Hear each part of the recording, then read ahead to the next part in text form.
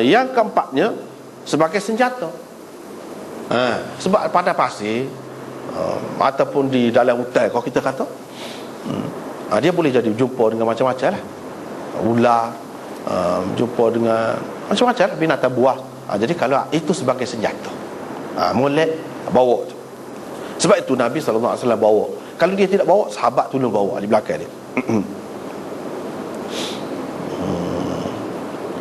Yang kelima, kalau berjumpa dengan musuh pun ada juga. Musuh orang.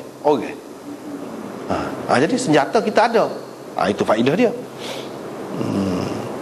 Yang keenam, untuk mengait sesuatu yang terletak di tempat faedah. Itu faedah dia. Yang ketujuh, untuk menyangkut sesuatu supaya tidak kotor. Supaya tidak kotor. Yang ke-8 tak ada sebut di sini, iaitu bila nak pergi buang air kan, kalau kita ada kayu, kita boleh pacak, lepas tu kita pun boleh eret kain. Jadi lindung lah sikit. Katakanlah kalau orang lalu daripada jauh pun tidak nak nampak sangat. Mana dikehendaki kita melindungi diri kita, menjaga diri kita, menyembunyikan diri kita sedapat mungkin. Walaupun di padang pun, dengan cara di padang, kita cuba ikhtiarlah guna sesuatu yang boleh melindungi kita. Itu faedahnya. Maknanya Nabi SAW, benda-benda lagu ni, remeh-temeh lagu ni, tak ada dia kata tunggu mukjizat kau biar orang tak nampak. Dengan sedih dah Nabi, tak nampak dah. Tuhan pun boleh buya air, mari air atas langit pun boleh. Kita kata muka dia Nabi. Tidak kita.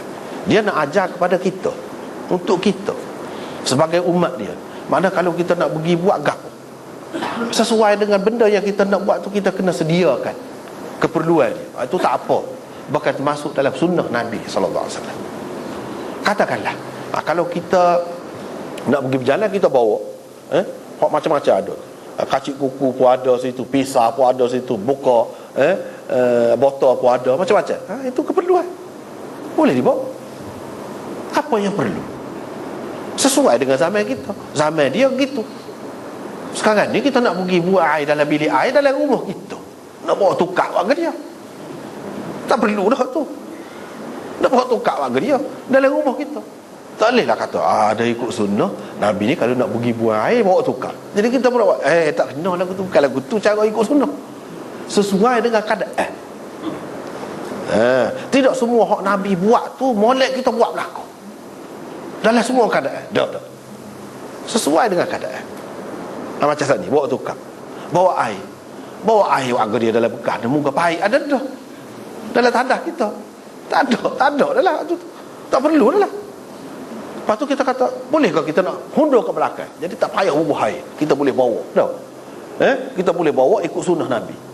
Dan kita tak usah buat bilik air dalam rumah kita, kita pergi padang, boleh bawa tukar dah.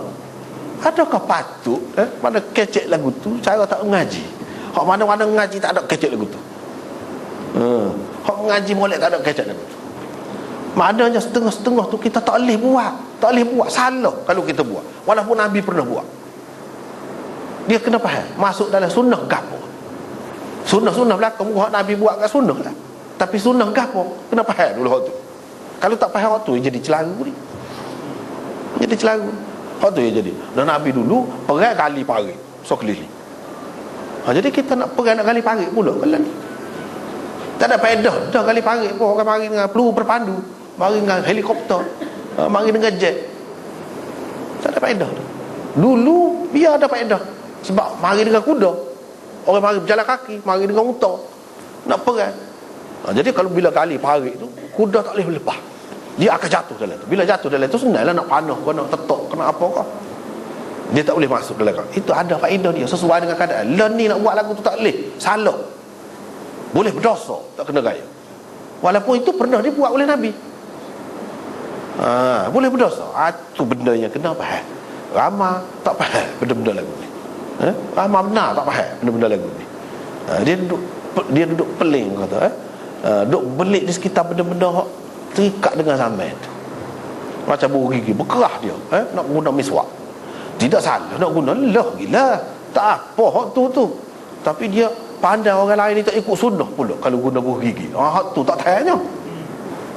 Hak tu tak tahannya. Tidak ikut sunnah pula. Apa? ngaji hadis saja tapi tak pakai sunnah, dia kata. Pula. Padahal dia tidak faham maksudnya lagu mana. Hak tu lagu mana.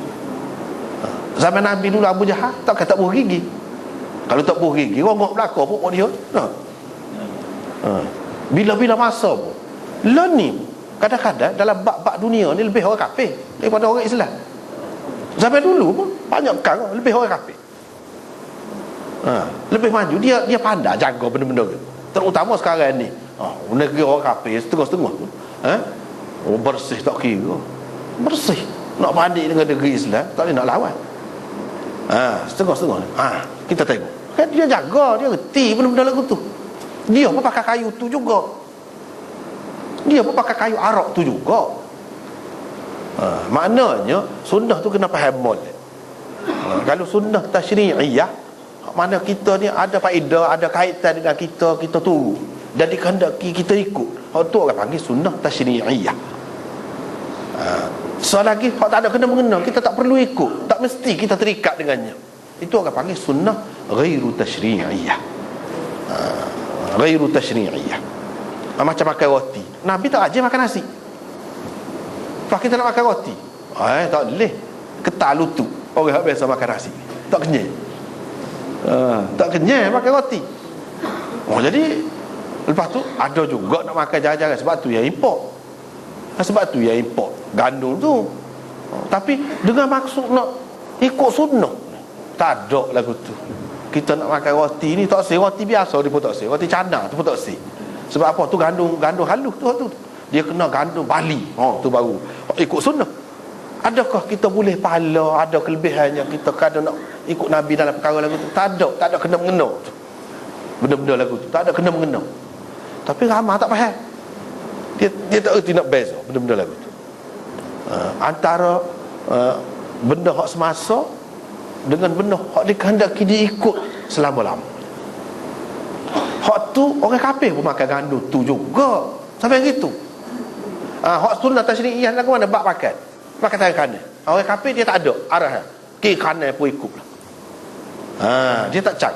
Orang Islam dia anjurkan tangan kanan. Baca bismillah nak makan. Memang. Tu tasyri'iyah. Sebab orang kafir tak buat lagu tu. Tak buat lagu tu. Tapi kalau benda lain serupa ya. Serupa. Benda hak serupa tu itu tidak termasuk dalam tasyri'iyah, tapi itu termasuk dalam ghairu tasyri'iyah. Serupa juga bawa tukar tadi. Sunnah demukan Nabi ada kan? Bawa tukar. Tapi tasyri'iyah apa? Tak. Ghairu tasyri'iyah. Itu sesuai dengan keadaan. Mana kita tidak terikat dengan benda-benda lagu ni. Tidak terikat. Ni. Kalau kita belajar usul fiqh, sebut belaka dalam kitab mana-mana, dia faham oleh pembahagiannya, perbuatan Nabi ni dia terbahagi kepada berapa. Faham molek. Sebab tu orang-orang ngaji molek dia tak ada gapo. Nampak tenang, dia boleh sesuai dengan keadaan. Tidak jadi pelik, tak ada. Dia tidak faham keadaan tu. Dia banyak hadis ni kita kena faham keadaan. Setengah-setengah orang, setengah tu dia kata tak boleh kena pakai kain sekat peti. Pakai seluar apa sekat peti tu? Sebab apa Nabi pakai sekat peti? Nabi kata Tuhan tak tengok. Tuhan tak pandang kepada orang yang melabuhkan pakaian dia lebih daripada buka lali. Tuhan tak pandang. Inna Allah la yanzuru illa man yajurru thawbahu khuyala. Dia bawa hadis tu dalam Bukhari, dalam gapo pun ada. Memanglah ada, tapi apa maksudnya?